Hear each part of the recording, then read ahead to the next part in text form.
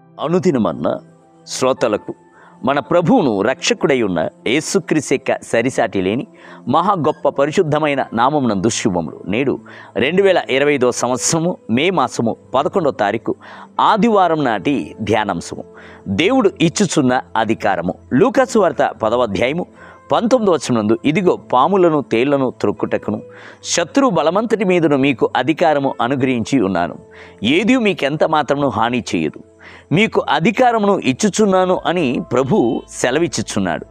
ఆయన మనకు ఇచ్చుచున్న అధికారమును కొద్దిగా ఆలోచించి చూడుడి. పరలోకమందును భూమి యందును సర్వ అధికారము గల క్రీస్తు తన యొక్క అధికారమును శక్తిని మనకు అనుగ్రహించుచున్నాడు. మత్తయి సువార్త 28వ అధ్యాయము 18వ వచనం, సాతాను బానిసత్వమును తీసుకుని వచ్చుచున్నాడు, అయితే క్రీస్తు మనకు అధికారమును ఇచ్చుచున్నాడు. సాతాను చెరను తీసుకుని వచ్చుచున్నాడు, ప్రభు అయితే ఏలుబడిని ఇచ్చుచున్నాడు. సాతాను శాపములను తీసుకుని వచ్చుచున్నాడు, అయితే ప్రభు జీవమును ఆశీర్వాదమును తీసుకుని వచ్చుచున్నాడు.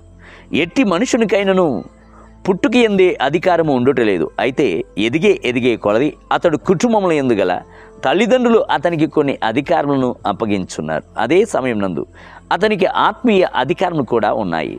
అదే దేవుడు మనకు ఇచ్చుచున్న అధికారము.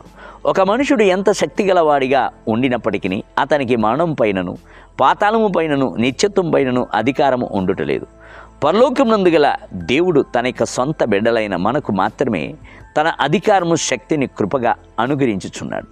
ఒక ట్రాఫిక్ పోలీసును చూడుడి, ఆయన ఒక సాధారణమైన మనుషుడే, అయితే ప్రభుత్వము ఆయనకు యూనిఫామ్ను ఇచ్చి అధికారమును అనుగ్రహించున్నది. కావున ఆయన రోడ్లపై వచ్చుచున్న అసంఖ్యాక వాహనములను నిర్వహించుచున్నాడు. ఆయన ఆపమని చెప్పినప్పుడు వాహనములు ఆగిపోవచ్చున్నాయి, పోవచ్చును అని చెప్పుచున్నప్పుడు అవి బయలుదేరి వెళ్ళుచున్నాయి. అతిపెద్ద భారీ వాహనమైన లారీలను కూడాను ఆయన తన యొక్క చిన్నిపాటి అధికారము ద్వారా అడ్డుకొని ఆపివేయిచున్నాడు. ఒకవేళ ఆయన బలహీనుడై ఉండవచ్చును, ఆయనకు సొంత బలము చేత లారీలను లాగి ఆయన ఆపివేయలేడు. అయితే ఆయన ఎర్ర జెండాను చూపించినప్పుడు అతిపెద్ద భారీ లారీలు కూడా ఆయన ఆజ్ఞకు లోబడి నిలిపివేయబడుచున్నాయి. నేడు ప్రభు మీకు ఇవ్వబోచున్న అధికారమును కొద్దిగా ఆలోచించి చూడుడి. అన్నిటికంటే పైగా ఒక అధికారం మనకు ఉందంటే అది మన దేవుని యొక్క పిల్లలము అని పిలువబడుచున్న అధికారమే. అట్టి అధికారం ఎంతటి మహిమగలది! బైబిల్ గ్రంథము సెలవిచ్చున్నది, తన్ను ఎందరు అంగీకరించురో వారందరికీ, అనగా తన నామమునందు విశ్వాసం ఉంచిన వారికి దేవుని పిల్లలగుటకు ఆయన అధికారము అనుగ్రహించును. యోహాను సువార్త 1వ అధ్యాయం 12వ వచనం.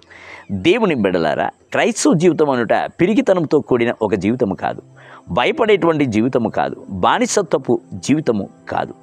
క్రైస్తవ జీవితం అనుట విజయవంతమైన జీవితము అను సంగతిని తెలుసుకోండి. నేటి ధ్యానమునకే నేను నా తండ్రి వలన అధికారము పొందినట్లు జయించుచు అంతము వరకు నా క్రియలు జాగ్రత్తగా చేయువానికి జనుల మీద అధికారము ఇచ్చేదను. ప్రకటన గ్రంథం 2వ అధ్యాయం 26వ వచనం. నేటి వేద పఠనము ఉదయము 2వ రాజుల గ్రంథము 13 మరియు 14 అధ్యాయములు, సాయంత్రము యోహాను సువార్త 2వ అధ్యాయం. ప్రభు మిమ్ములను ఈ పునరుత్థానపు దినమున ధారాళముగా దీవించునుగాక. ఆమేన్.